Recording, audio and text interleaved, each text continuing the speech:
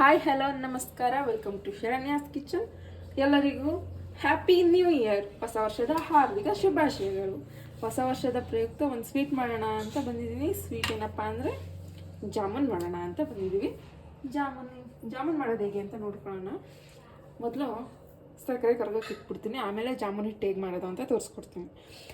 ಮೊದಲು ಸಕ್ಕರೆ ಒಂದು 2 ಬೌಲಷ್ಟು ಸಕ್ಕರೆ ಹಾಕೊತಿದ್ದೀನಿ.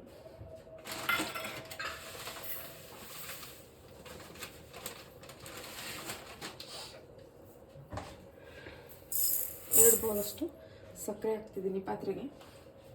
ಹಾಗೆ ಅದಕ್ಕೆ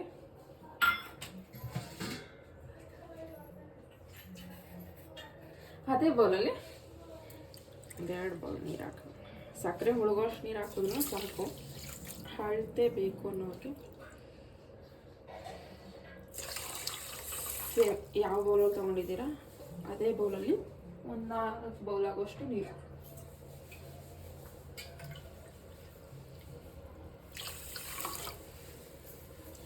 ಮೂರುವರೆಯಿಂದ 4 ಬೌಲ್ ಆಗೋಷ್ಟು ನೀರನ್ನು ಹಾಕ್ತಾಯಿದ್ದೀನಿ. ನೀರನ್ನ ಹಾಕಿ ಸಕ್ಕರೆನ ಕರಗೋದಕ್ಕೆ ಬಿಟ್ಬಿಡೋಣ. ಗ್ಯಾಸ್ ಫ್ಲೇಮ್ ಆನ್ ಮಾಡಿ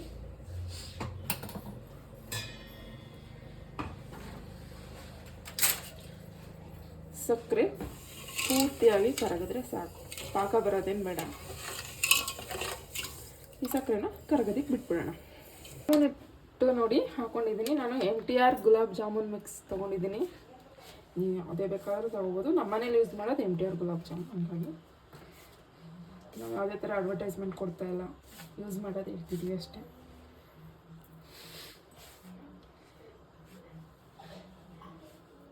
ಇವಾಗ ಇದಕ್ಕೆ ಸ್ವಲ್ಪ ಸ್ವಲ್ಪನೇ ನೀರು ಸೇರಿಸ್ಕೊತ ಕಲಿಸ್ಕೋಬೇಕು. ತುಂಬ ಮೆದುವಾಗಿ ಕಲಿಸ್ಕೋಬೇಕು. ಹಿಟ್ಟನ್ನು ತುಂಬ ನಾದ್ಕೋಬಾರ್ದು ಮತ್ತು ತುಂಬ ಗಟ್ಟಿಯಾಗಿ ಪ್ರೆಸ್ ಮಾಡಿಯೆಲ್ಲ ಕಲಿಸ್ಬಾರ್ದು. ಎಷ್ಟು ಸಾಫ್ಟಾಗಿ ಮೆದುವಾಗಿ ಈ ಥರ ಕಲಿಸ್ತೀವೋ ಅಷ್ಟು ಚೆನ್ನಾಗಿ ಬರುತ್ತೆ ಜಾಮೂನು.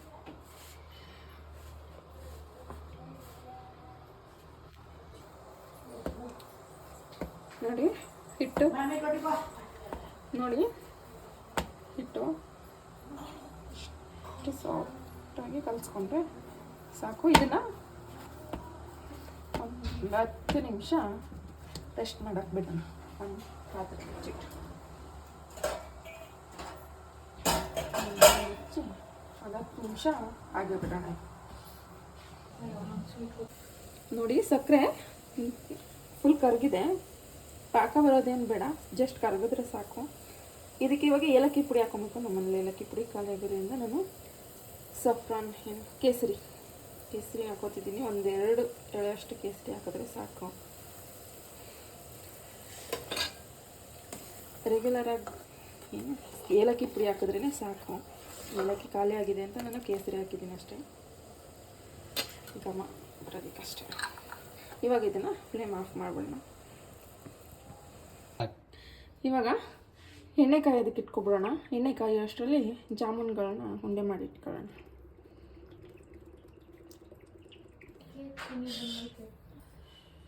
ನೋಡಿ, ಕೈಗೆ ಸ್ವಲ್ಪ ತುಪ್ಪ ಅಥವಾ ಎಣ್ಣೆ ಯಾವುದಾದ್ರೂ ಹಾಕೊಬೋದು.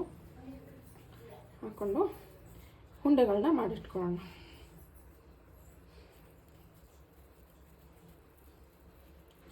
ಈ ಥರ ರೌಂಡಾಗಿ ಉಂಡೆಗಳನ್ನ ಮಾಡಿಟ್ಕೊಂಡ್ರೆ ಪಟ ಪಟ ಪಟ ಪಟ ಆಗುತ್ತೆ. ನೋಡಿ, ಎಲ್ಲ ಉಂಡೆಗಳನ್ನ ರೆಡಿ ಮಾಡಿಟ್ಕೊಂಡಿದ್ದೀನಿ. ಇದನ್ನು ಇವಾಗ ಸ್ವಲ್ಪ ಸ್ವಲ್ಪನೇ ಎಣ್ಣೆಲಿ ಹಾಕಿ ಕರ್ಕೊಬಿಡೋಣ. ನೋಡಿ, ಎಣ್ಣೆ ಬಿಸಿಯಾಗಿದೆ. ಉಂಡೆಗಳನ್ನ ಇದ್ರಲ್ಲಿ ಹಾಕೋಣ. ನಿಧಾನಕ್ಕೆ ಹಾಕ್ಕೊಳ್ಳಿ.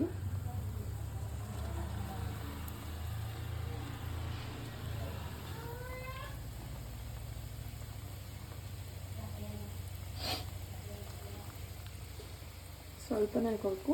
ಫ್ಲೇಮ್ ಮೀಡಿಯಮ್ ಇರಲಿ, ಹೈ ಫ್ಲೇಮಲ್ಲಿ ಕರಿಯೋಕೆ ಹೋಗಿ ಜಾಮೂನ್ ಬೆಂದಿರಲ್ಲ, ಒಳಗಡೆ ಬೆಂದಿರಲ್ಲ, ಮೇಲ್ಗಡೆ ಮಾತ್ರ ಸೀದಂಗೆ ಆಗ್ಬಿಟ್ಟಿರುತ್ತೆ. ಹಾಗಾಗಿ ಫ್ಲೇಮ್ ಮೀಡಿಯಮ್ ಟು ಲೋಲೇ ಇದ್ದರೆ ಒಳ್ಳೆಯದು.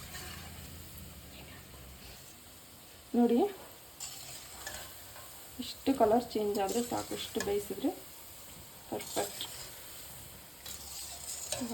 ತೆಗೆದ್ಬಿಡೋಣ. ನೋಡಿ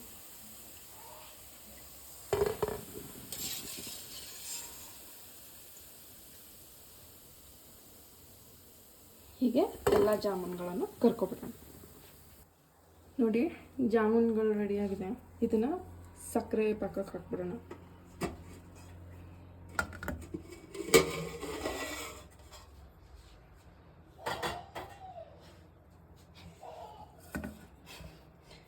ಈ ಸಕ್ಕರೆ ಪಾಕದಲ್ಲಿ ಕರೆದಿರೋಂಥ ಎಲ್ಲ ಜಾಮೂನ್ಗಳನ್ನು ಹಾಕೊಂಡ್ಬಿಡೋಣ.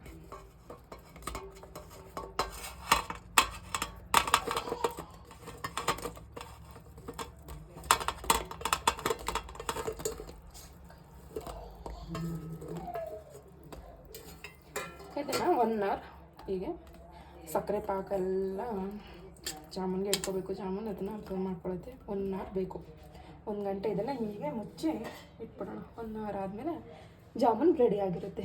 ಎಲ್ಲರೂ ಮಾಡ್ಕೊಳ್ಳಿ, ಮನೇಲಿ ಒಂದ್ಸರಿ ಟ್ರೈ ಮಾಡಿ. ಹೊಸ ವರ್ಷದ ಹಾರ್ದಿಕ ಶುಭಾಶಯಗಳು ಎಲ್ಲರಿಗೂ. ಮನೆಯಲ್ಲಿ ಎಲ್ಲರೂ ಸ್ವೀಟ್ ಮಾಡಿ ತಿನ್ನಿ. ಹೊಸ ವರ್ಷ ಈ ವರ್ಷ ಹರುಷ ತರಲಿ ಎಲ್ಲರಿಗೂ ಅಂತ ಹಾರೈಸ್ತೀನಿ.